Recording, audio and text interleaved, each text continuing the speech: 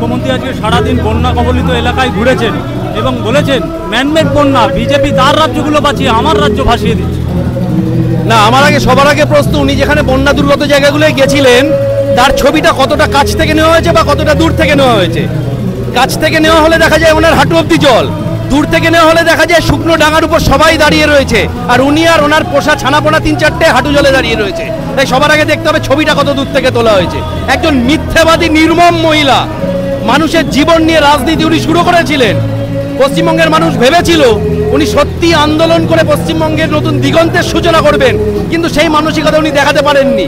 উনি লাশ নিয়ে রাজনীতি করেছেন, এখন লাশ ছেড়ে নারীদের ইজ্জত নিয়ে রাজনীতি করছেন।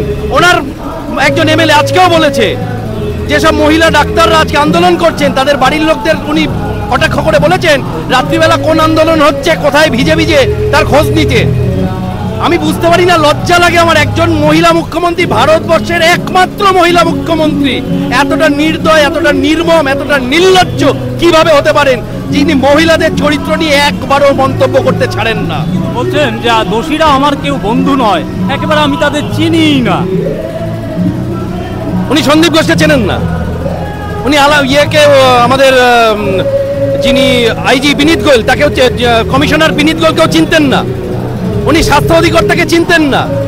আসলে সত্যি কথা বলতে এটাও ঠিক কথা, এই ভদ্রমহিলা যখনই যাকে নিয়ে বিপদে পড়েছে তার থেকে হাত ঝেড়ে ফেলতেন আর বেশি সময় লাগেনি। আজকে অনুব্রত মণ্ডলের অবস্থা দেখুন, আজকে পার্থ চট্টোপাধ্যায়ের অবস্থা দেখুন, আজকে জ্যোতিপ্রিয় মল্লিকের অবস্থা দেখুন। সব শীত ঘুমে চলে যাচ্ছে এবং দিদি তার আঁচল গুটিয়ে নিয়েছে এদের উপর থেকে। ইনি ব্যবহার করার রাজনীতিতে বিশ্বাসী। মমতা ব্যানার্জি প্রতিটা লোককে, তার দলের হোক, তার আমলা হোক, তার অধিকর্তা হোক, ওনার টালির চালার কাটমানির জন্য ব্যবহার করা ছাড়া আর কিচ্ছু করেন না। যতদিন দেনা পাওনার সম্পর্কে 75-25 সম্পর্ক আছে, 75 কালীঘাটে যাচ্ছে, 25 থেকে যাচ্ছে, ততক্ষণ ঠিক আছে। যে মুহূর্তে গিয়ে ওখানে সমস্যা তৈরি হলো উনি হাত গুটিয়ে আবার পরে সন্দীপ ঘোষ তৈরি করার খোঁজ করে সেই নেশায় মেতে ওঠে। আমার শেষ প্রশ্ন, অভিষেক ব্যানার্জি দীর্ঘদিন পর আজ মুখ খুলেছে, গোটা জায়গায় যেখানেই গেছে উনি বলেছেন জুনিয়র ডাক্তাররা কাজে ফিরুন। আমি বারবার বলছি ফিরুন কাজে। আমরা কি বলবো, সুপ্রিম কোর্ট বলেছে তো, সুপ্রিম কোর্টের মাননীয় প্রধান বিচারপতি বলেছেন তো যে ডাক্তাররা, তরুণ ডাক্তাররা অবশ্যই দায়িত্বে ফিরবে, কিন্তু দায়িত্বে ফেরার মতো সুরক্ষিত বোধ করলে কি গ্যারান্টি আছে যে কালকে অন্য কোনো তরুণী ডাক্তারের সাথে এভাবে হবে না? আরজি করকে মমতা ব্যানার্জির অনুপ্রেরণা, উনি স্বাস্থ্যমন্ত্রী তাই ওনারই অনুপ্রেরণা। আরজি করকে উনি নেশা দূরের আখড়ায় পরিণত করেছেন। আমি আপনাকে দায়িত্ব নিয়ে বলছি, আরজি করে ড্রাগের ব্যবসা হতো, আরজি করে মধুচক্রের ব্যবসা ছিল, আরজি কর থেকে এন্টায়ার পাতিপুকুর বেলগাছি এলাকায় ড্রাগ ডিস্ট্রিবিউশন হতো, যে ড্রাগের টাকা কাটমানি হিসাবে মমতা ব্যানার্জির ঘর পর্যন্ত পৌঁছেছে এই সন্দীপ ঘোষের মতো নিকৃষ্ট লোকেদের মধ্যে দিয়ে। তাহলে কোন মুখে আজকে উনি এই কথা বলছেন? সবার আগে সবচেয়ে বড় কথা, ওনার শরীরে যদি বিন্দুমাত্র লজ্জা থাকতো, স্বাস্থ্যমন্ত্রীর ব্যর্থতায় এবং পুলিশ মন্ত্রীর ব্যর্থতায় ওনার পদত্যাগ করা সবার আগে উচিত ছিল। কথায় আছে আপনি আচরি ধর্ম পরেরে শেখাও, এটা না করে উনি কি করলেন?